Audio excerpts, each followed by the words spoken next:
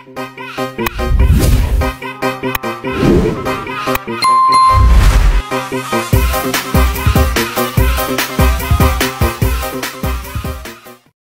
guys, my name is Rizoko Maria Sevitri, and this day I will share to you about book I have read. The name is Andalusia by Said Muhammad. Jadi guys, buku ini dibuka dengan awal penaklukan Andalusia. Said Muhammad Isa membuka narasinya dengan latar belakang kondisi semenanjung Iberia sebelum kedatangan Islam. Pada abad ke-8, wilayah ini berada di bawah kekuasaan kerajaan Visigoth yang lemah dan mengalami perpecahan internal.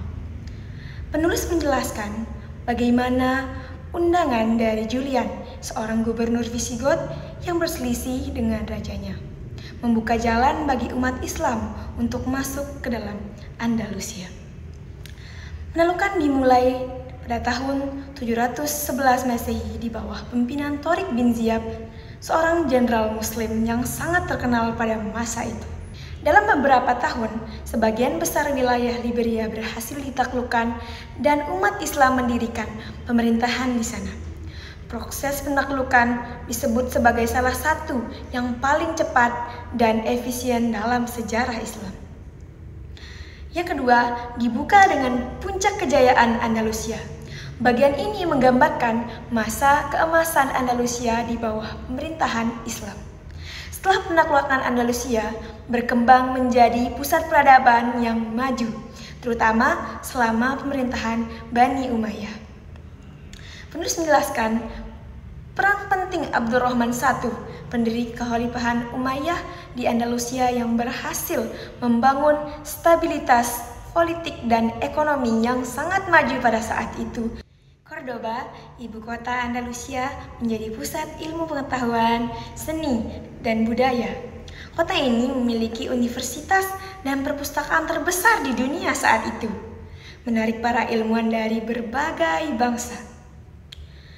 Andalusia menghasilkan tokoh-tokoh besar seperti Ibnu Rushd atau biasa dipanggil dengan Averroes, Ibnu Tufail al-Zahrawi, seorang ahli bedah, dan Ibnu Hazm, seorang filsuf dan sastrawan.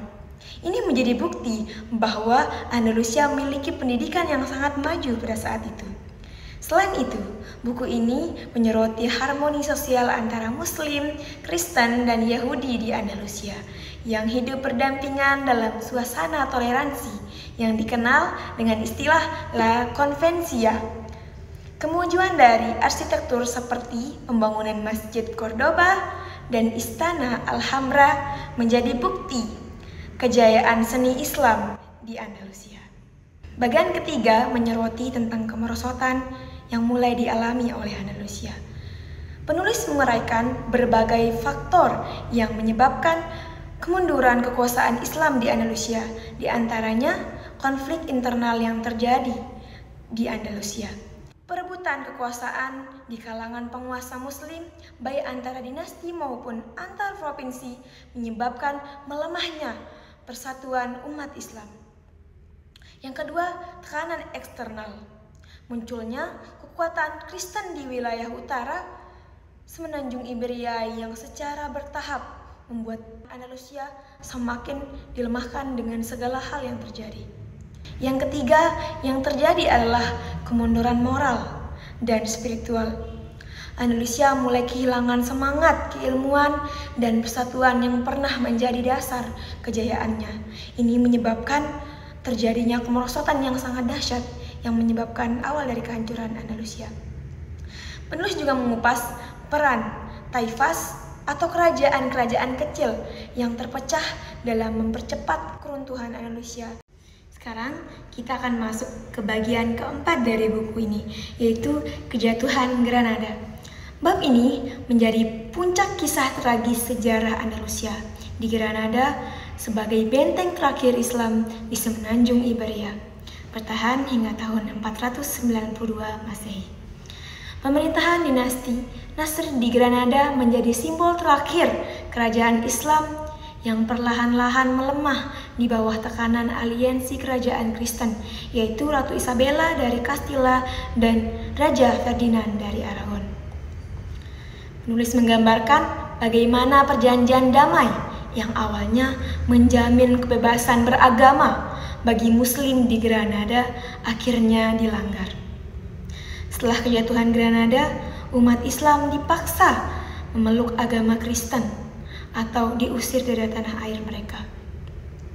Banyak yang mengalami diskriminasi berat yang dikenal sebagai Inkuisisi Spanyol. Sekarang kita memasuki bagian terakhir dari buku ini, pelajaran dari sejarah Andalusia. Dalam bagian penutup, Syekh Muhammad Isa merefleksikan pelajaran penting yang dapat diambil dari sejarah Andalusia. Ia menyoroti bagaimana perpecahan internal dan hilangnya semangat keilmuan menjadi faktor utama kejatuhan umat Islam. Penulis juga menekankan pentingnya persatuan, toleransi, dan keunggulan intelektual dalam membangun kembali peradaban Islam di masa depan.